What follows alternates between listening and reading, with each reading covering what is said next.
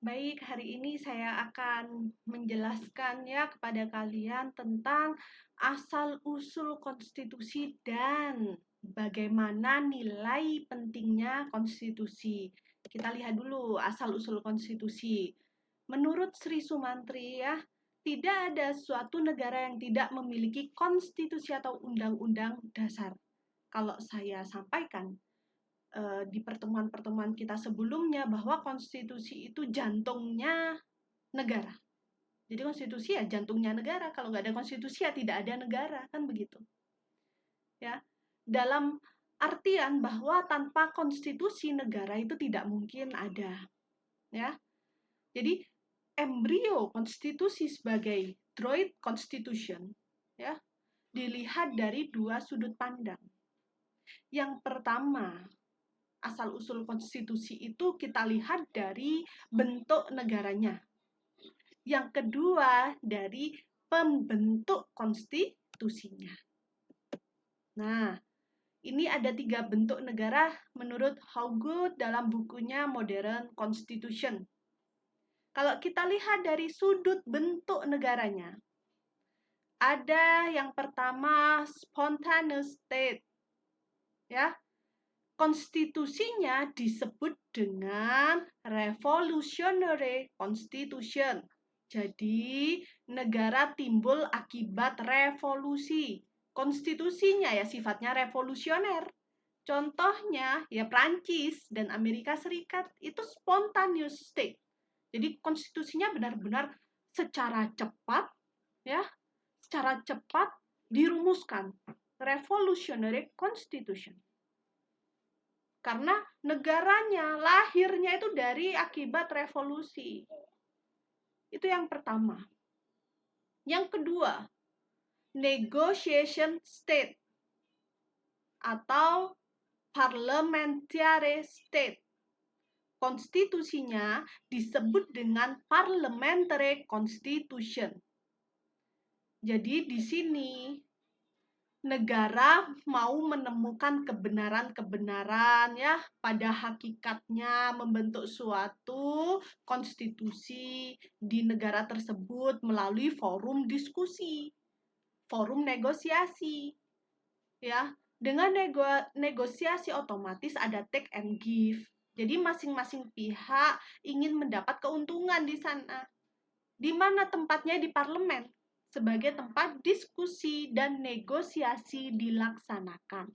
Ya, jadi kalau bentuk negaranya adalah parliamentary state, maka konstitusinya disebut dengan parliamentary constitution. Nah, yang ketiga, di sini ada derivative state, ya, atau alleged state. Konstitusinya disebut neo-national constitution. Jadi, negara yang konstitusinya mengambil pengalaman dari negara yang sudah ada. Meniru, tidak ada buah pikiran asli, ya. Bentuk negaranya pun meniru akibat penjajahan. Ini sebagai akulturasi. Contohnya ya konstitusi di Burma, Thailand, Vietnam, ya. Vietnam Utara, Vietnam Selatan, dulu India, Pakistan.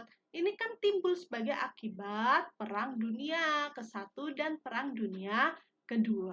Jadi konstitusinya ini semuanya meniru, tidak ada buah pikiran asli. Sudah masuk di akulturasi di sana. Bentuk negaranya pun ya meniru akibat penjajahan. Ya, jadi konstitusinya di negara-negara itu disebut dengan neo-national constitution.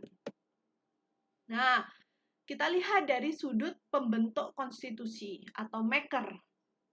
Ada konstitusi yang dibuat oleh raja. Ada konstitusi yang dibuat bersama-sama antara raja dan rakyat, bentuknya pactum. Alirannya monarcho-masen. Ya, di mana terdapat perjanjian antara raja dengan rakyatnya. Itu konstitusi yang dibuat bersama-sama antara raja ya dengan rakyat. Kemudian ada konstitusi yang dibuat oleh rakyat sepenuhnya. Bentuknya einigeng. Namanya einigeng. Ada konstitusi yang dibuat oleh badan konstituante.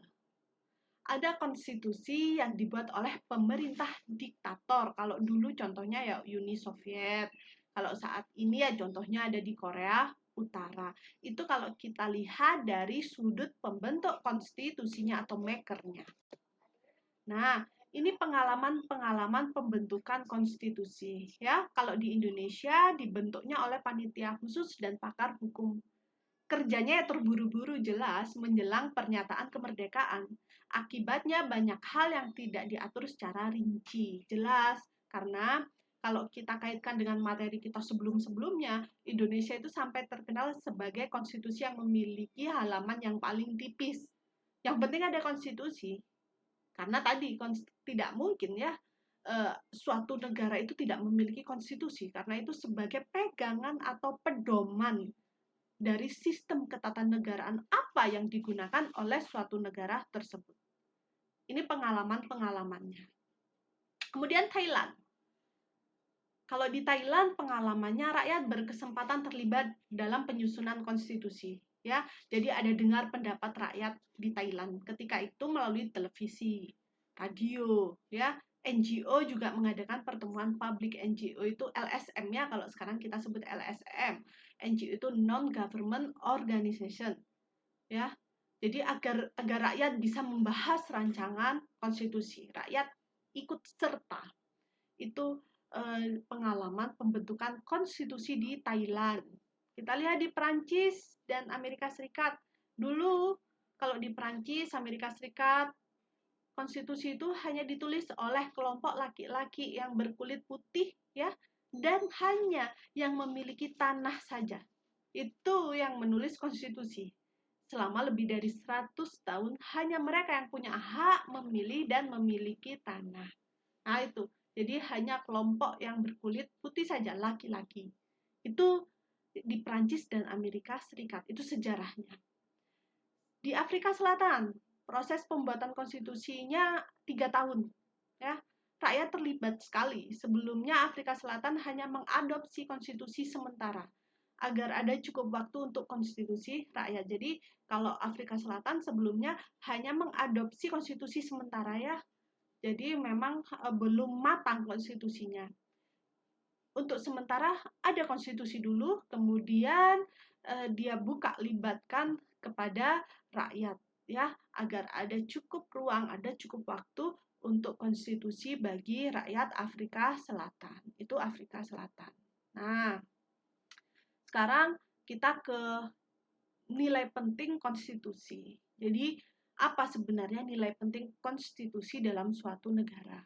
Kalau menurut Dr. Hamid S. Atamimi, ya, Dr. Hamid S. Atamimi ini pemikir ketatanegaraan Indonesia. Jadi menurut beliau nilai penting konstitusi itu yang pertama sebagai pemberi pegangan dan pemberi batas kekuasaan negara. Sama halnya saya seringkali memberikan pernyataan kepada kalian bahwa konstitusi ini sebenarnya adalah pemberi batasan kekuasaan kepada pemerintah, kepada si penguasa, kepada negara.